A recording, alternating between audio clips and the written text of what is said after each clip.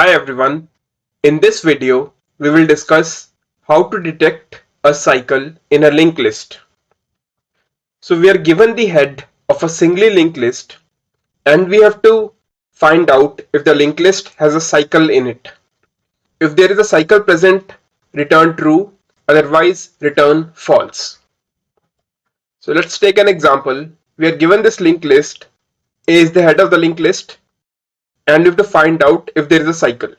So if we start the traversal from A, we'll go to B, then we'll go to C, then D, E, F, G, H, I, and then again we come to D. So from here onwards, we'll keep repeating the same nodes. So we can see here there is a cycle in this linked list. A cycle consisting of 6 nodes. So the cycle is D, E, F, G, H, and I. So there is no termination point of this linked list. It will keep on repeating. So which means there is a cycle in this linked list. So if this is the linked list we are given, we need to return true, which means the linked list has a cycle. So if we encounter the same node that we have already visited, that can only be possible if there is a cycle. Let's take some more examples. So in this case, we are given two nodes A and B is pointing to null. So there is no cycle in this. So this will be false. In the third example, we have three nodes A, B and C, and next of C is pointing to A. So there is a cycle here, so we need to return true. And in the last example, we have one node, next of which is null, so there is no cycle, we would return false. So we would be given a linked list and we have to find out if there is a cycle or not. So there are many methods to solve this. In this video, I will explain about two methods. Let's start with the first method. So in this method, we'll use a hash map and we'll keep track of the nodes that we have visited. So we'll start the traversal from A, and in this hash map, we'll keep storing all these node references. So let's say this is our hash map. We'll start the traversal from head, and before inserting the node in the hash map, we'll check whether that node is already present. If the node address is already present in the hash map, which means we have already visited it, so we need to return true, which means there is a cycle. If we reach end of the linked list, so we reach null, so that means there is no cycle, so we can return false. So we start from A, we check A is not present in the hash map, so we insert the reference of A in the hash map. Then we come to B, we check B is not present, so we'll insert B in the hash map. Then we'll come to C, C is also not present, we'll add C in the hash map. Then we'll come to D, as D is also not present, we'll add D in the hash map. Then we come to E, E is not present, so let's add E. F is also not present, so we'll add F. Then we come to G, so we'll add G in the hash map. Next is H, it is also not present, so we'll add H. Then we come to I, which is also not present, so we'll add I in the hash map. From I we again come to D. Now we check here, D is already present in the hash map, which means this node is already visited. So we are visiting this node second time, which is only possible if there is a cycle. So we can return true that there is a cycle in this linked list. But if the linked list would have been something like this, A, B, C, D, so in this example, we'll add A, so B is also not present, we'll add B, C is also not present, and D is also not present. And after D, we have null. So we have traversed the entire linked list, but we have not encountered any node whose address is already present in the hash map, which means there is no cycle. So this method is very intuitive. The time complexity here is order of n, and the space complexity is also order of n because we are storing the nodes in the hash map. So there is a more efficient method in terms of space complexity than this. Let's have a look at the second method. So this second method is also known as Floyd cycle detection algorithm, or it is sometimes referred to as tortoise hare algorithm. It is because we'll take two pointers here, one slow and one fast. So slow can be referred to as tortoise and fast can be referred to as hare or a rabbit. So slow pointer moves by one node and fast pointers moves by two nodes. And if at any point slow becomes equal to fast, this means there is a cycle, and if fast becomes equal to null, so this means there is no cycle. Let's see the algorithm. So we take two pointers, slow and fast, both are pointing to head of the linked list. Then we have a while loop in which the condition is fast is not equal to null or fast next is not equal to null. So either we reach the last node or we reach null. Then here we move fast by two nodes and we move slow by one node. And then we check if slow is equal to fast. That means we can return true, there is a cycle. Let's do a dry run for this. So initially both slow and fast are pointed at A.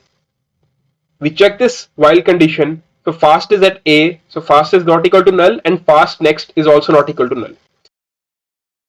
Then we change fast to fast next next. So fast is at A, so we are doing A next next. So A next is B, so we are doing B next. So B next becomes C.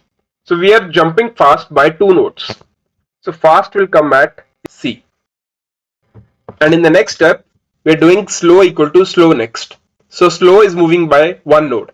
So slow will come at B. Then we check if slow is equal to fast. So these are not equal because slow is at B and fast is at C. So we again do the next iteration for while loop. We check the conditions. So these are not true. Then we again move fast by two pointers. So next of C is D and next of D is E. So fast comes at E and slow moves by 1, so slow will come at C. We again check if slow is equal to fast, so these are not equal. Then we come to the next iteration and we move fast by two pointers.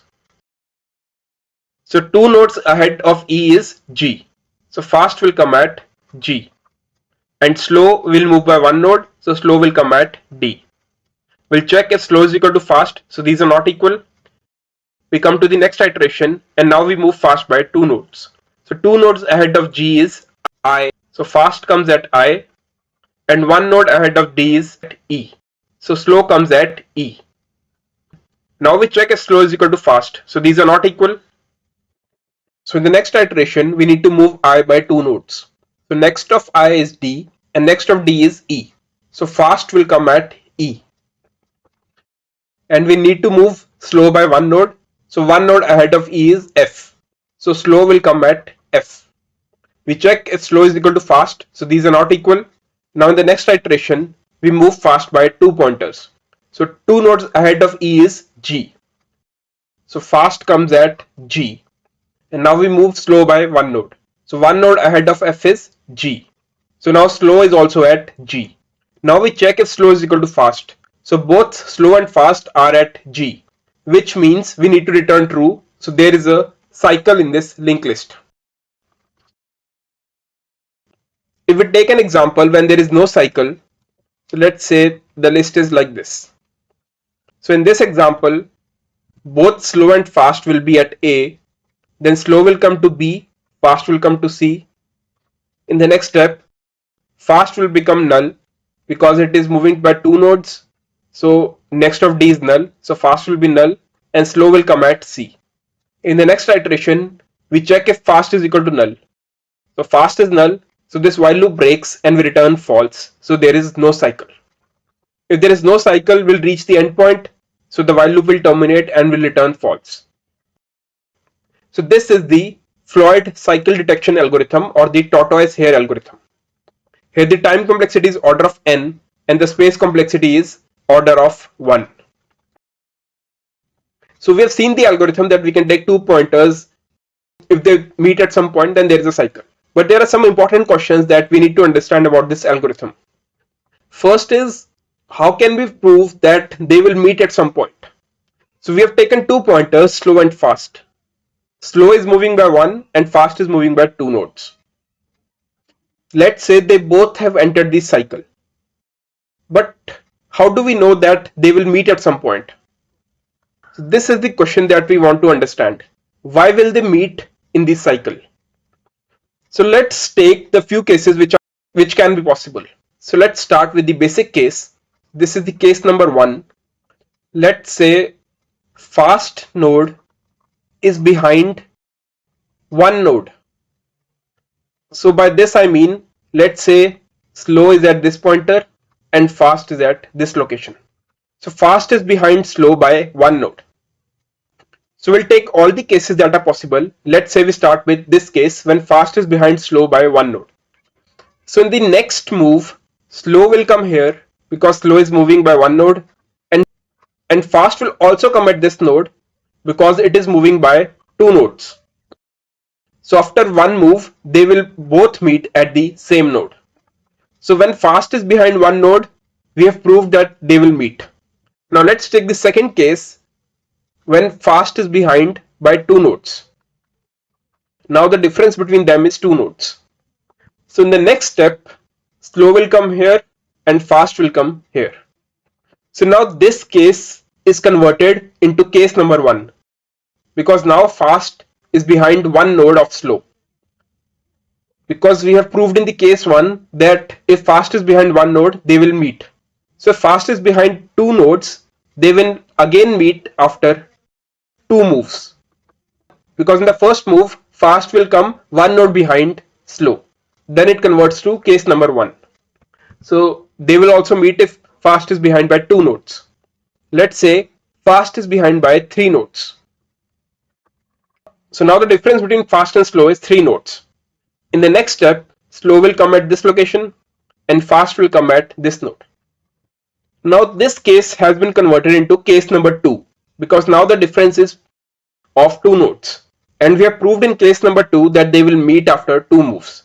So when it is behind by three nodes, it will meet after three moves. So whatever be the difference between fast and slow, they will eventually meet because at every move, the difference between them is getting reduced by one node. So they are bound to meet because in every move, the difference is reducing. So when the difference is 0, they will meet. So by induction, we have proved that if there is a cycle, then fast and slow will eventually meet. So we can also think of it as relative velocity concept. So we can assume that slow is stationary and fast is moving by one node. If we are in a circle and we know that one node is fixed and the other is moving, then it will eventually meet this node because it is at the same location. So even if we think in terms of relative velocity, we can prove that slow and fast will meet.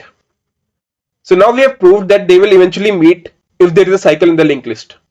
Now the second question that we need to understand is, why are we moving fast by two nodes? So this is the second question. But the answer to it is very simple. We can move fast by any number of nodes greater than 1. So it can be 2, 3, 4, anything. We are just using two moves because then it will meet much sooner. Instead, if we take larger values like 4, 5, 6. So we can move fast by any number of nodes. It does not matter, it will eventually meet slow. So now we have answered two important questions of why the Floyd cycle detection algorithm works. Now let's have a look at the implementation.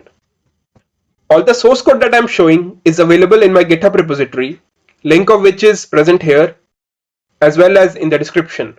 Now let's have a look at the code.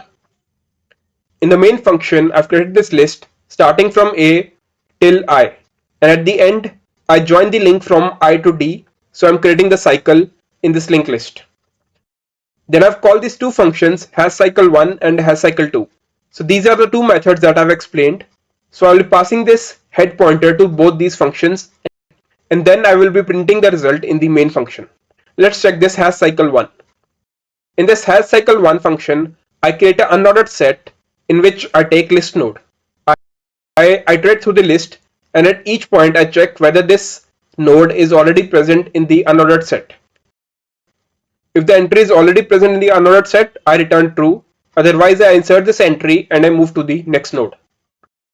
If I reach the end of the linked list, so head becomes null, That means there is no cycle, so I return false. In the second method, has cycle 2, I take two pointers, slow and fast. I move fast by two nodes and slow by one node.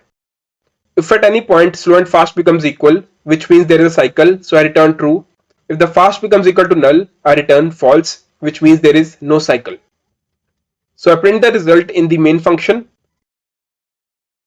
and then I take another example in which the list is ABCD, so there is no cycle in the linked list, and then I pass this head node to both the functions. Let's see the output of this program. So for the first linked list, both the methods return true, which means there is a cycle, and for the second list, both methods return false, which means there is no cycle in the list. This problem is also available on LeetCode as question number 141, linked list cycle. I've pasted the same code here and it is success. So you can try the methods that I've explained and test here at question number 141 on LeetCode. Now this is an important question when it comes to interviews. There is a follow-up for this question also to find out what is the start point of the cycle. So in this case, the start point of the cycle is D. So I will explain that in my next video, how to find the start point of the cycle. That was all for this video. If you have any feedback or suggestions, please leave in the comment section below. If you like my content, please do like, share, and subscribe to my channel. It really motivates me to make more such content. And until next time, this is Sandeep Thapar signing off.